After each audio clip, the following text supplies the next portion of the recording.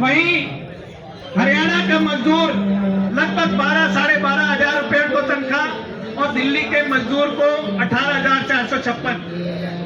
तो शहर में रहन सहन एक जैसा, खर्चे एक जैसे, हालात एक जैसे, मगर वेतनमान 4 प्रकार की। ऐसा क्यों है? साथ ही साथ हम ये भी कहना चाहेंगे कि इस पूरे क्षेत्र में 2014 से जब से केंद्र में बीजेपी की, मोदी की, एनडीए की सरकार आई है, 12 साल से उत्तर प्रदेश के अंदर कोई वेज बोर्ड का गठन नहीं किया गया। दिल्ली के अंदर 8 साल से कोई वेज बोर्ड का गठन नहीं है, दिल्ली में भी बीजेपी की सरकार है। और हरियाणा के अंदर भी 8 साल से कोई वेज बोर्ड का गठन नहीं। इसका मतलब सरकार एक खासा मॉडल प्रस्तुत करना चाहती है कि जिसको वो विकास का मॉडल दिखा रहे हैं, जिसको ये दिखा रहे हैं कि हम विश्व गुरु बन गए हैं, वो विश्व गुरु की उनकी परिभाषा, उनकी समझ ये है कि पूंजी तो बढ़ती रहे मगर मजदूर की मजदूरी जो है लगातार घटती रहे। तो उसने एक ऐसा जलजिला, एक तूफान ऐसा मजदूरों के अंदर पैदा किया जिससे वो हालात बने जिसको सभी लोगों ने देखा नोएडा के अंदर। और उसके बाद भारी दमन, नोएडा, गौतम बुद्ध नगर के आसपास के जिलों से पुलिस को बड़ी संख्या में उत्तर प्रदेश की सरकार ने डिप्लॉय किया। सैकड़ों की संख्या में गिरफ्तारियां हुई, नजरबंद किया गया। कई साथी हमारे, मैं बाद में बताऊंगा, उनको 12-12, 13-13 दिन नजरबंद करके रखा गया है घरों के ऊपर, जिससे कि मजदूरों को जो ट्रेड यूनियन के नेतृत्व है उसके द्वारा कोई दिशा निर्देश न मिल सके, उनके साथ कोई संवाद स्थापित ना हो। तो जब ये दमन हुआ, जिस प्रकार का दमन हुआ, हम लोगों ने तो इसी समझ के आधार पर हमने दिल्ली जंतर मंतर केंद्र सरकार के समक्ष आज यहाँ पर धरने का आयोजन किया है, प्रदर्शन का आयोजन किया है, जिसके अंदर हम लोग हिंदुस्तान के, भारत के प्रधानमंत्री, गृह मंत्री और श्रम मंत्री तीनों को से पार्टी के आज ज्ञापन सौंपेंगे। और उसमें हमारी सबसे बड़ी पहली मांग ये है कि निर्दोष मजदूर जो जायज हम किसी हिंसा का समर्थन नहीं करते, लेकिन सरकार हिंसा करने को मजबूर करती है पब्लिक के लिए। किस तरीके से? अरे मैं आपसे कोई भी काम करवाऊँ, आप करें ना, तो पब्लिक क्या करेगी? नोएडा के डीएम तो सामने आए, उन्होंने कहा कि मांगे मान ली गई आप लोगों कौन सी मान ली मांग? आप ये बताइए, 140 करोड़ लोगों की समस्या का समाधान हो गया एक डीएम से? हुआ कि नहीं हुआ? अगर एक डीएम के कहने से 140 करोड़ लोगों की समस्या का समाधान हो जाता है, सुनिए, सारा सिस्टम प्रधानमंत्री से चिपका हुआ है। एक डीएम क्या करेगा? पब्लिक को शांत करने का। प्रधानमंत्री तो लगातार श्रमिकों के हकों की बातें करते नजर आते हैं। कौन सा श्रमिक की बात करते? 4-4 हजार रुपये महिलाएं तनख्वाह ले रही हैं प्राइवेट कंपनियों में। उनको सरकार कानून क्यों नहीं बनाती? तो मिनिमम वेजेस का कानून तो भारत के अंदर है ही ना। अरे कहाँ है? जब मिल रही है 4-4 हजार रुपये में औरतें काम कर रही हैं, तो आप कैसे कह सकते हो? आप सर्वे करवा के देखो ना अपने अधिकारियों। सरकार कहती है कि मजदूरों की सरकार है, सरकार कहती कुछ और है, करती कुछ और है। आपकी लड़ाई उद्योगपतियों से है या फिर सरकार से? हमारी सिस्टम से, जो सिस्टम बनाया हुआ है उससे है, जो लूटने का तंत्र बना हुआ उससे है। ये लूट तंत्र कैसे खत्म होगा? ये लूट तंत्र जब खत्म होगा, जब अच्छा आदमी ऊपर जाएगा। कौन है आपकी निगाह में अच्छा आदमी? हम हैं अच्छे। अच्छा, हमें मौका दो एक बार। तो आपको लगता है कि आप सिस्टम में जाएंगे तो कुर्सी का लालच नहीं करेंगे, जनता की मांग? अरे हमसे पहले काम करवा लो, पैसे बाद में देना, तनख्वाह मत देना, न्यून तो मजदूरी पे रखो हमें। ये तो फिर इस आंदोलन में पॉलिटिकल ग्रुप हो गया ना। कैसे? अरे बिना राजनीति आप ये बताओ, बिना राजनीति के आप कोई काम करवा सकते हो? सरकार से कोई काम करवाओगे बिना राजनीति? संगठनों का काम तो यही होता है ना कि सरकारों से काम निकलवाना। तो सरकार काम कहाँ निकाल रही है? सरकार जब काम नहीं निकालती तो पॉलिटिकल लोगों को आगे आना पड़ता। आप लोगों को लगता है कि सरकार आप उनकी बातें नहीं सुनती, आम जनता की बातें नहीं सुनती? बिल्कुल नहीं सुनती। किसानों की कहाँ सुनी? बताइए मेरे को। किसानों को आतंकवादी घोषित कर दिया सरकार ने। बाद में तो उनकी मांगे मान ली गई। कौन सी मांग मान ली भाई? प्रधानमंत्री ने क्षमा मांगी थी। अरे क्षमा मांगने से क्या होता है? मांग ली गई। अरे कौन सी मांग मांगी बताओ? कानून तो वापस नहीं हुए। कानून वापस ले लिया। कौन सा कानून बनाया? कानून बनाया तो वापस ले लिया। भाई बनाना बिगाड़ना इनका काम है, पब्लिक को बेवकूफ़ बनाना, कुल मिला के ये है। पब्लिक को बेवकूफ बनाया जा रहा है। हाँ, तो आप 140 करोड़ लोगों को बेवकूफ़ बनाया जा रहा है। आप कैसे मानेंगे जब सीएम ने टीम गठित करी, डीएम ने भी कहा, सब कुछ अरे हुआ। भाई ये आप कैसे फॉर्मेलिटी होती मानेंगे? है, ये फॉर्मेलिटी होती है सिर्फ। फिर कैसे फिर पूरा ये कैसे? सिर्फ फॉर्मेलिटी होती है पब्लिक का मुंह बंद करने के लिए। मैं भी कई बार धरने पे बैठा हूँ। आप क्या चाहते हैं, कितनी सैलरी हो आपकी? न्यूनतम मजदूरी होनी चाहिए, जितनी सरकार तय कर रही है आप क्या उतनी होनी चाहते हैं? चाहिए। आपका कुछ तो होगा ना? नहीं 26,000 रुपये बोला है ना। नहीं 2700 कैलोरी चाहिए एक आदमी को जिंदा रहने के लिए। अच्छा, जो रूल में है 2700 कैलोरी।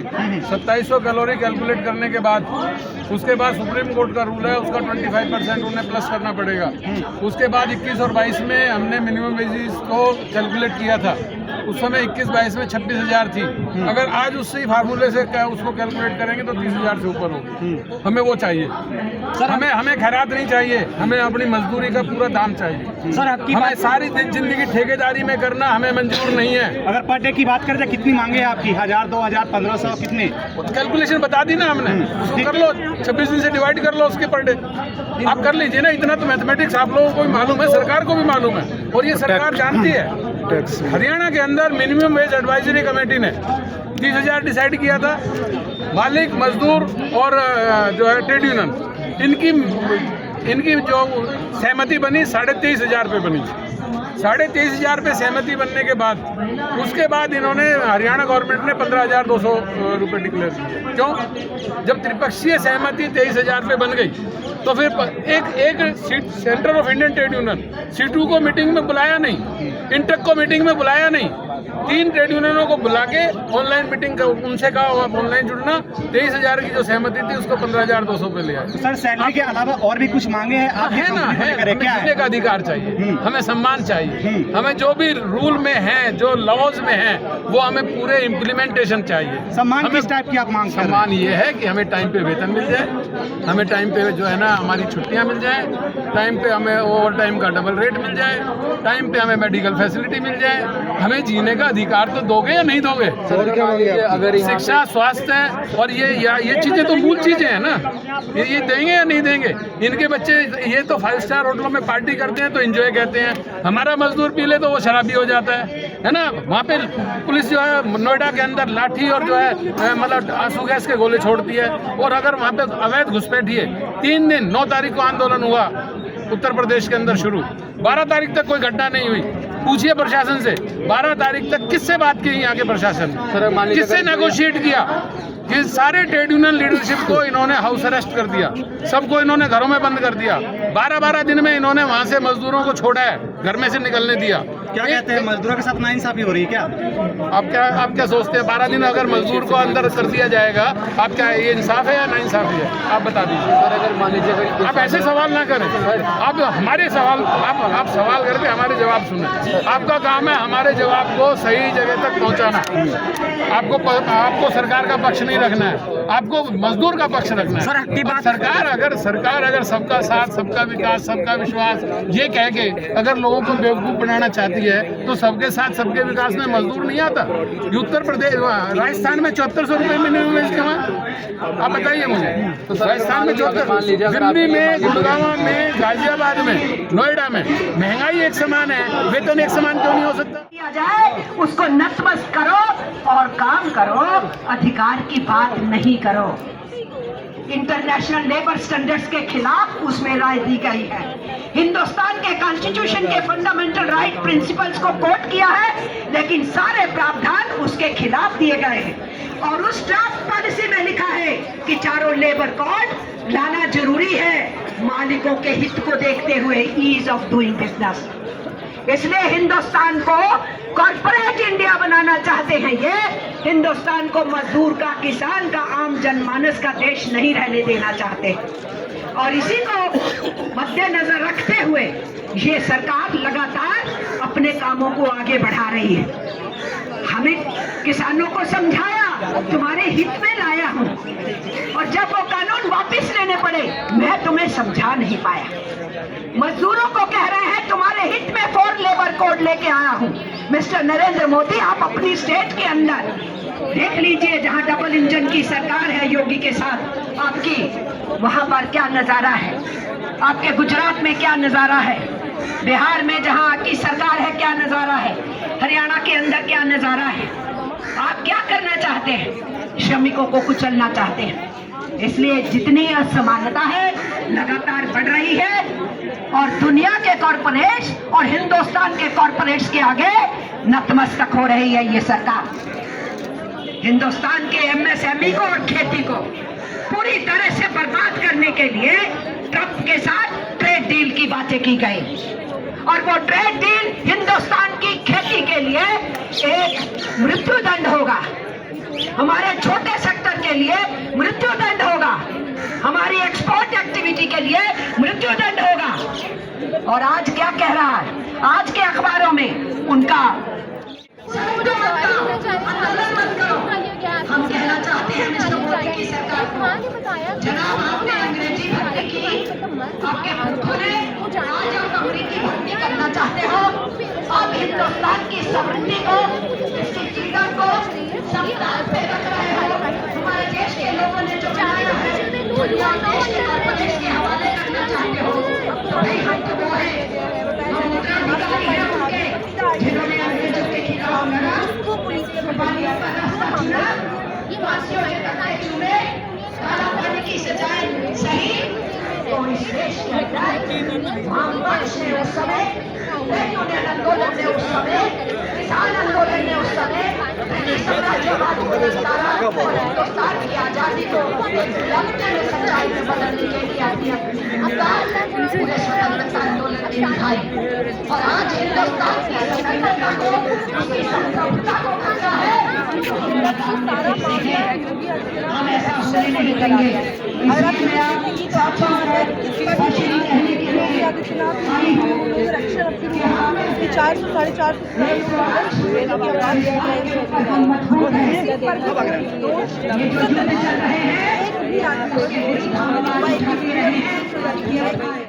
चाहे वो पानीपत के हो, ये काम करने वाले मजदूर हो, फरीदाबाद, करोल बाग, नोएडा, सभी जगह आंदोलन चल रहा है और मजदूर एक ही बात कह रहे हैं कि हमारा वेतन बढ़ाओ, हमें सम्मान के साथ जीने का अधिकार है। हमारे देश के प्रधानमंत्री जी सुनने में आता है कि काजू की रोटी खाते हैं, इसलिए उनको नहीं समझ में आता कि 2 वक्त के आटे की रोटी की कीमत क्या होती है।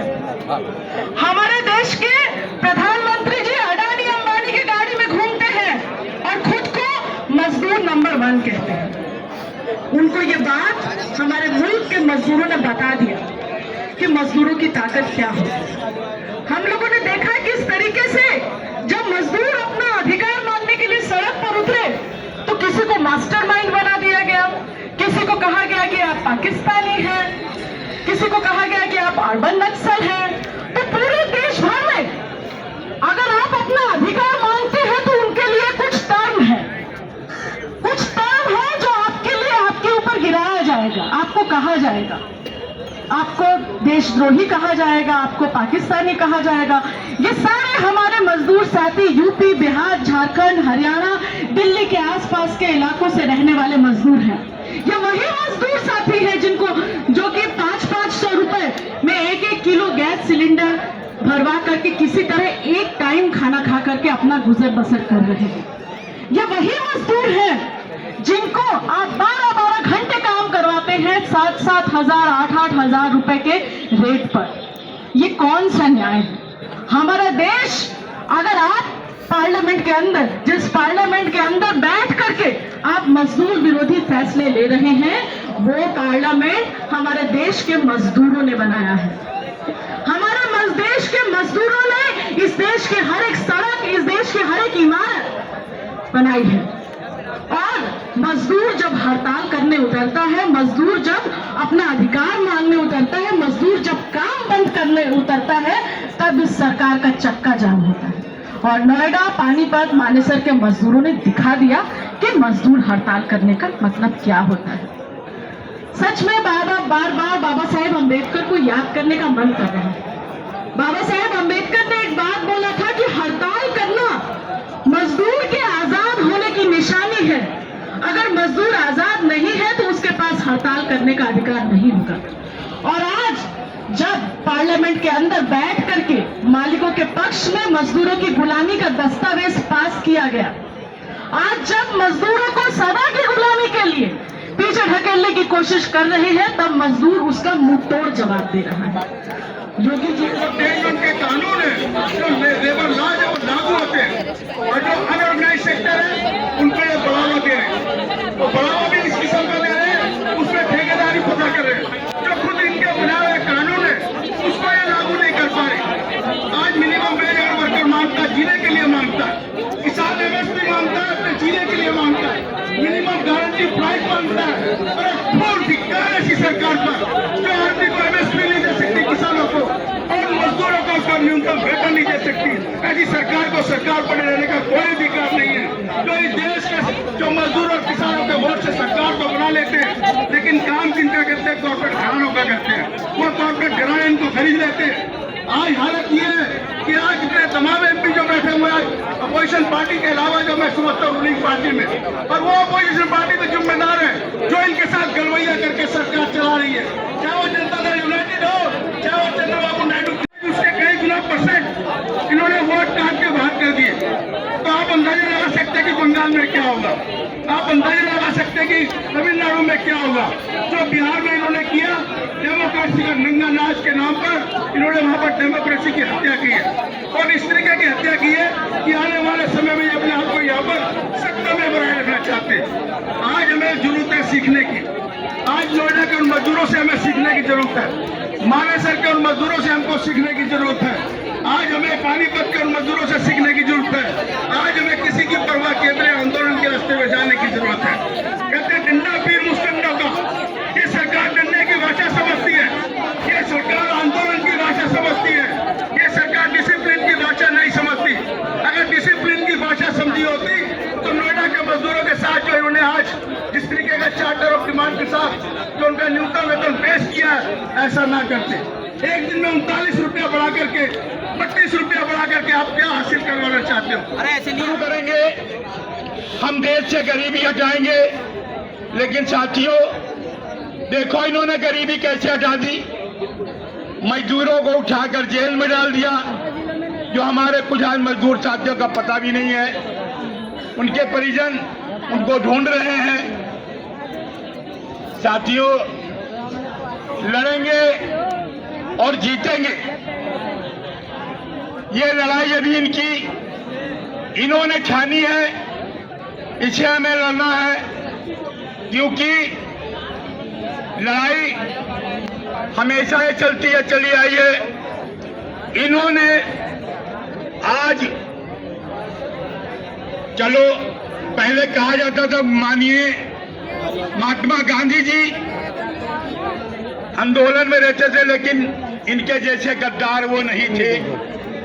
ये जितना बड़ा गद्दार है, जितना बड़ा ये रिश्वतखोर है, कि जो मजदूर संगठन है, मजदूर नेतृत्व है, उनको मजदूरों के बीच में ना जाने दिया जाए, उनको दबाया जाए, उनका दमन किया जाए और कोई उनको वहां पर नेतृत्व देने वाला ना हो। इस सबके बावजूद मजदूरों ने अपना आंदोलन चलाया और हमारे साथियों ने उनसे रास्ता भी कायम किया, संपर्क भी किया और अभी हर प्रकार से मदद भी करने का प्रयास किया जा रहा है जो गिरफ्तार हुए साथी हैं। साथियों ये आज का जो प्रदर्शन था वो केंद्र सरकार को वामपंथी दलों की ओर से चेतावनी थी कि जिस राह पे तुम देश को लेके जाना चाहते हो, जिस विकास की जो तुम शक्ल दिखाना चाहते हो, वो देश के मेहनत कश आवाम को, मजदूर किसानों को, छात्र नौजवानों को मंजूर नहीं है। और यदि इसी प्रकार से आने वाले दिनों में दमन चक्र चलाया गया तो और बड़ी संख्या में मजदूर और मजदूर वर्ग की पार्टियां